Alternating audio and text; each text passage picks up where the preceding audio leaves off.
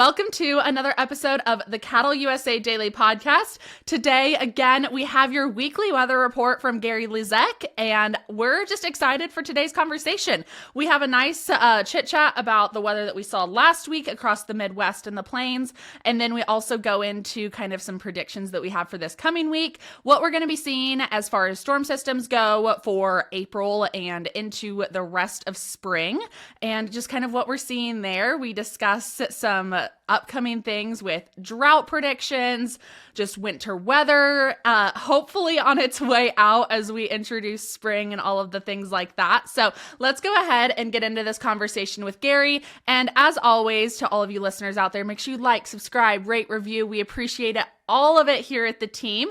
And also make sure you check out our show notes for our exclusive Weather 2020 CattleUSA partnership link. If you love everything that Gary and I are talking about, but want more and able to dive into the data a little bit more, especially as we get into planting season, or just anything else that you might want some predictive models that go out a little bit further than your traditional 10-day forecast, make sure you check out those show notes and we'll go ahead and get into this convo with Gary. This is our guest of honor. This is Tilly. She is a mini Aussie, yes. This is my employee's dog. She is currently on spring break, and so Tilly is on her spring break vacation at Aunt Lauren's house. Oh. And she is getting evicted today and sent back to her mother. She's a little hellion, but she's also really cute. So, yeah, she's really cute. She does poop in the house. She doesn't like to go outside. I'm taking my dog to the vet today. At least she's cute. And they both pooped outside, and I gathered their poop. I gathered the poops in 2 bags, so I bring them in today and say, hey, listen, I got poop samples. Make the vet happy. Oh my gosh. Oh, no, she's a little guest of honor for the podcast right now. She has a anxiety and separation anxiety and all of that stuff, so I can't kick her out of the podcast studio. Otherwise, she'll sit outside the door and scratch on it. So I'm like, you just get to sit here and behave. So absolutely. Well, Gary, what are we seeing for the weather? The weather is fascinating. In the past 2 weeks, while we've been talking, we've had a horrific tornado outbreak. Over 30 people were killed by tornadoes. We had a horrific dust storm on I-70 that reduced visibility to 0, and a chain reaction car crash started happening with semis, and 8 people were killed. So where that dust storm was, which was just horrific, there was a blizzard just 2 days later. And so the same place that had a dust storm, as soon as you start to think, oh my gosh, is this going to be like the Dust Bowl? It's like dust storms everywhere. Then there's suddenly a blizzard right on top of it. If it was going to be a drought, that blizzard wouldn't have happened right on top of where the dust storm was. So just so you know, as bad as the dust storm was and as deadly as it was, and then followed up by the blizzard, the interesting news about it, possibly net positive for CattleUSA and for the wheat farmers and for corn and soybean growers farther east, just know that the potential for drought is still 30%, not higher. I do think there's still potential. Western Kansas, I still am expecting and predicting the pattern to get wet in mid to late April into early May, or mid to late May into early first half of June before summer gets here. The pattern is cycling regularly, and so what I see is this year's pattern is about 41 days, and so right around April Fool's Day, there's going to be a significant storm trekking across the plains. Could be a tornado outbreak and a blizzard. Where will the blizzard be? Where will the tornado outbreak be? Climatology April 1st suggests it's going to be farther north across South Dakota, southern Minnesota, possibly in the North Dakota. However, it's the part of the pattern that has produced snow, like, for example, in Manhattan and Kansas City, November 30th, January 9th, and February 18th. They're every around 40 days, and that's due right around April 1st. So I wouldn't be shocked if we have an April Fool's joke to play next week and say it's going to snow, and I'm going to say it's no joke, but it might be farther north. But yeah, there's my opening statement. That's a lot. It is a lot. We saw a lot with the weather this last week, though. So a lot of activity, a lot of things happening. What's going to be happening for this next week? What are our kind of thoughts there? Well, And then we'll maybe get into the drought update and stuff. we're going to move into this phase 2 of the winter weather pattern that we talked about, but now it's spring. We welcome to spring. And so, Yay! but spring is going to win out and winter is going to fade. But often in late March and early April, we continue to have winter trying to have that blow, and punch out spring in a few spots. So we're going to watch for the couple of those storm systems as they cycle through, as this pattern cycles through, and then that stormier part of the pattern, the part of the pattern that just produced the horrific severe weather and over 40 people were killed. It's going to return at the end of April, and we have a forecast right now for that part of the pattern that will produce severe weather April 23rd to May 1st with a very high 90% confidence level. Our forecasts with these predictions of severe weather outbreaks have been 91% accurate last year and 92% accurate the year before that, over 90% accurate. And so that's in predicting the broad area of severe weather. And so I'm concerned because that's going to be a little bigger and a little farther west. So Kansas and Nebraska that were on the edge of this severe weather outbreak, even though the dust storm killed 8 people, the severe weather part is more likely in Kansas and Nebraska coming up here at the end of April. Definitely something to be on the lookout for. We touched on drought conditions last week a little bit and wanted to discuss those a little bit more this week. What are your updated thoughts on drought patterns and kind of what we're going to be seeing for this coming year? I looked at the whole Corn Belt extending west into eastern Colorado, and I see 70% of average rainfall to near 100% of average rainfall, which means average rainfall for April and May into June. So there's going to be a few pockets that will probably struggle. Overall, though, I'm expecting it to be close to average, and it'll be above average if that mid-April to early May timeframe produces. There are 8 storm systems that we identified in the first cycle of this pattern. They usually begin around October. The first cycle was around October 30th.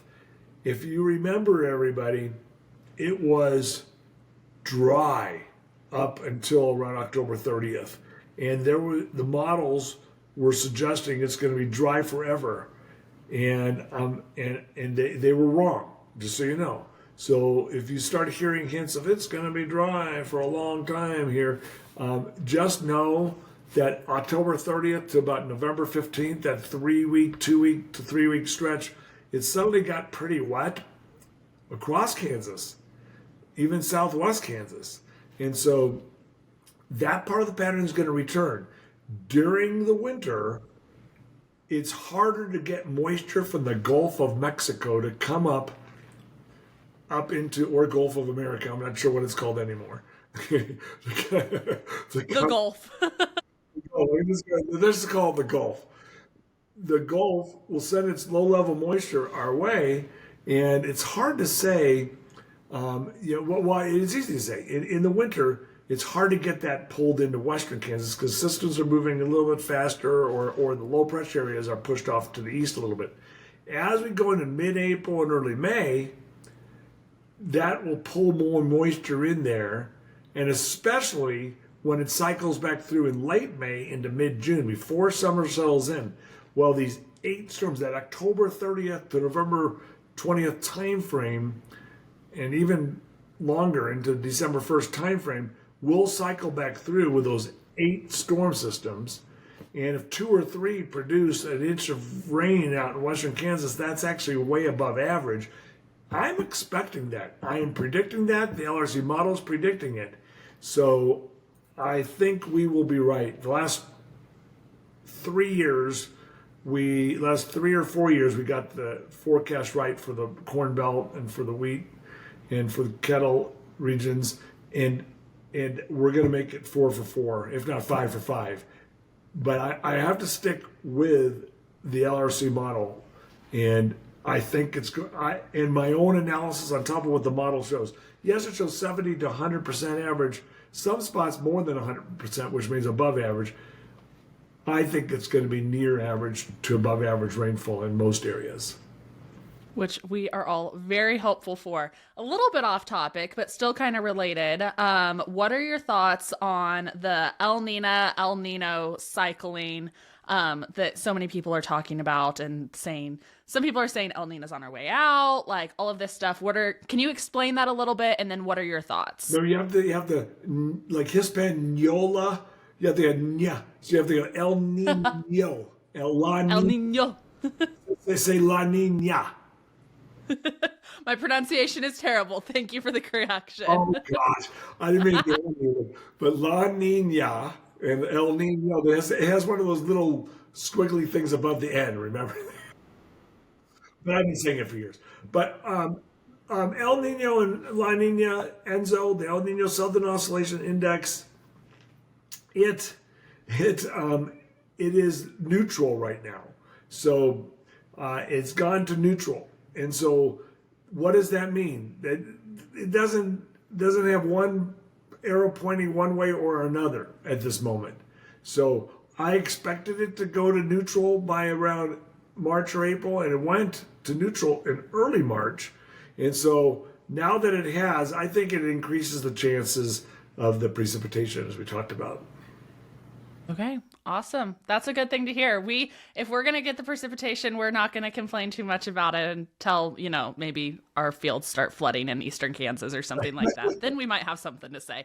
But for now, I'm keeping my mouth shut. So and as we have our discussions later on, as we go through April, we're going to test this out, because mid-April, sometimes in mid-April and early May, it still pushes the thunderstorms out east of Dodge City, east of Goodland, east of North Platte, Nebraska. So when will that shift back into that zone? I expect it at the end of April and early May, so we'll see. Awesome. We'd love to hear it. Anything else that we need to hit on this week, Gary? No, Rainbow and Sunny, my dogs, we're going to go for a hike. Love that. I'm working on my hurricane season forecast that will come out. That's at Weather 2020. If you're interested in hurricanes, we do have the bundle where you get the hurricane season, the severe weather season, and the winter forecast for just $149. So, or you can just get one of them, but I would recommend all three. Then you get updates, and you can be invited to a webinar we'll be doing. We love it. And we will have all of that linked down in the show notes for all of you guys with our exclusive CattleUSA link to make sure you go check out all of the Weather 2020 stuff. I know it will be extremely useful for a lot of people this coming planting season and stuff like that. So definitely make sure you go check it out. And I'm jealous that you are going on a hike later. That's the only thing about living in Kansas is I joke that like we have hiking areas, but they're not hikes. They're hills. They're little mounds that we walk over. That's more my style. So head on out to the area, pond or lake, and take a hike around there. A hike can still be a flat hike straight across the landscape of Kansas, and it's still awesome. I loved it when I was in Kansas City. And so, but yeah, you just have to then you come to Colorado, and good luck. You have to get used to the elevation. Yeah, the elevation will humble you real quick. Every time my husband and I go there, we're big on like getting outdoors, doing all the things, seeing all the stuff. And every single time I'm like, oh, we can totally do that 6-mile hike that's 3,000 feet of elevation. Are you kidding? That's easy peasy. And then I get halfway through it and I'm like, I need to remember that I am a girl from central Kansas. Yeah. Oh my gosh. This is Sunny. Oh, Sunny. Sunny on Friday. Oh my gosh. 10 years old. Oh, Sunny. We had two guest appearances today. Believe it, half Australian Shepherd and half Corgi. Isn't that weird? Oh my gosh. You never know. She doesn't look like a Corgi at all. She doesn't at all. Oh, I love her collar. She's matching with her dad today. She's a sweetheart, you know. It's a Chiefs. Oh, I love it. Yes. Oh, so cute. So stylish. Oh. I love it. Oh, well, Gary, thank you, as always. And to all of you listeners out there, make sure you check out our show notes. Gary and I are going to get out of here, go enjoy our Friday. And you know what? I think I'm going to go on a Kansas version of a hike on the rest of this Friday. We hope you all have a great start to your week, a great Monday, and we will see you all next time. See ya.